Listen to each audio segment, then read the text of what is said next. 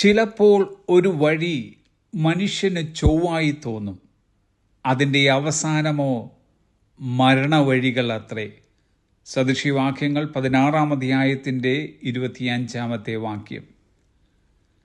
തന്നിഷ്ടം പോലെ മരണവഴി തിരഞ്ഞെടുത്ത പഴയ നിയമത്തിലെ ഒരു പ്രവാചകനായിരുന്നു യോന. ദൈവം വളരെ വ്യക്തവും സ്പഷ്ടവുമായി യോനായോട് കൽപ്പിച്ചതായിരുന്നു നിനവയിലേക്ക് പോകുവാൻ. എന്നാൽ സ്വന്തം ഇഷ്ടപ്രകാരം ബോധപൂർവം ദൈവസന്നിധിയിൽ നിന്ന് തിരിഞ്ഞ് തർശീശിലേക്കുള്ള വഴി യോന തിരഞ്ഞെടുത്തു. അതവസാനം യോനായെ മത്സ്യത്തിൻ്റെ വയറ്റിൽ കൊണ്ടെത്തിക്കുകയും അവിടെ കിടന്ന് അയ്യം വിളിക്കുകയും ചെയ്യേണ്ടി വന്നു. തർശീശ് ദൈവത്താൽ വെറുക്കപ്പെട്ട ഒരു സ്ഥലമല്ലായിരുന്നു.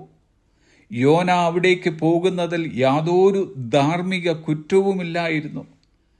എന്നാൽ ഒരു പ്രത്യേക നിയോഗം കൊടുത്ത് നിനവയിലേക്ക് പോകുവാൻ ദൈവം ആവശ്യപ്പെട്ടപ്പോൾ ആ സമയത്ത് അതനുസരിക്കാതെ സ്വന്തം ഇഷ്ടപ്രകാരം തർശീശ് എന്നൊരു സ്ഥലം തെരഞ്ഞെടുത്ത് അവിടേക്ക് പോയി എന്നതാണ് യോന ദൈവത്തോട് ചെയ്തതായ തെറ്റ്.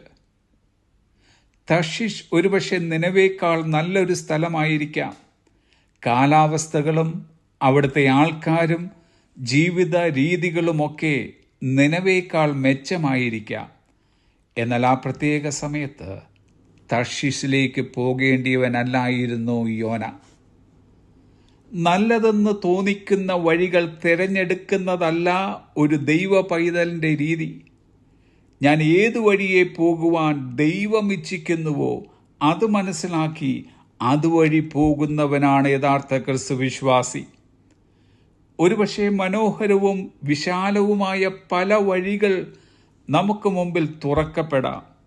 എന്നാൽ ഒരു ക്രിസ്തു ഭക്തൻ ചെയ്യേണ്ടിയത് ദൈവത്തിൻ്റെ വഴി തൻ്റെ മുമ്പിൽ തുറക്കപ്പെടുന്നത് വരെ തുറന്നു കിടക്കുന്ന മറ്റു വഴികൾ തിരഞ്ഞെടുക്കാതിരിക്കുകയാണ് ചെയ്യേണ്ടിയത്. നാം സ്വയമേ തിരഞ്ഞെടുക്കുന്ന വഴികൾ ചിലപ്പോൾ നമ്മെ ആപത്തിലും വിനാശത്തിലും കൊണ്ടെത്തിക്കും. ദൈവമേ, എനിക്കായി ഒരു വഴി തുറക്കണമേ എന്ന് പ്രാർത്ഥിക്കാത്തവർ ആരും തന്നെ ഉണ്ടായിരിക്കുകയില്ല.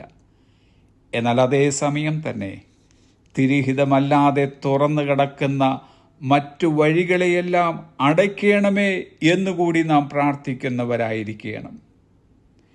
ഒരൊറ്റ വഴിയെ പോകുവാനേ നമുക്ക് അനുവാദമുള്ളൂ. അത് ദൈവത്തിൻ്റെ വഴിയാണ്. നാം തിരഞ്ഞെടുക്കേണ്ടുന്ന വഴി അത് തന്നെയാണ്. Have A blessed